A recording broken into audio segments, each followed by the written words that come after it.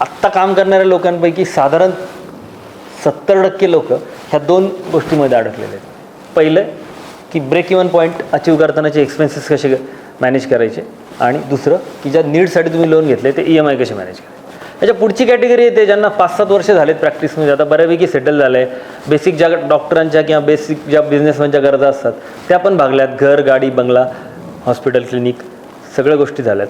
आणि आता पुढची स्टेज येते जेव्हा आपल्याला वर्षातून एखादी फॉरेन ट्रिप करायची असते किंवा अशा काही गोष्टी असतात ज्या नीड नाही आहेत पण त्या वॉन्ट आहेत आपल्या. मागचे कित्येक वर्ष आपण ह्या गोष्टींची स्वप्न पाहिली किंवा मागचे कित्येक वर्ष आपण कॉम्प्रोमाइज करत पुढे पुढे ढकलत आलो की अजून 2 वर्षांनी करू, हे संपलं की करू, ते संपलं की करू. अशा ज्या काही वॉन्ट्स आहेत, फॉरेन ट्रिप असेल किंवा एखादं सेकंड होम असेल, एखादी मोठी प्रॉपर्टी असेल, एखादी कमर्शियल प्रॉपर्टी असेल, ज्या आपल्या वॉन्ट्स ह्या घेण्यासाठी आपण लोन घेतलं आहे आणि त्याचे EMI भरण्यासाठी आपल्याला महिन्यातले 20 दिवस जर आपण सुट्टी घेतली तर आपण अडचणीत येऊ शकतो.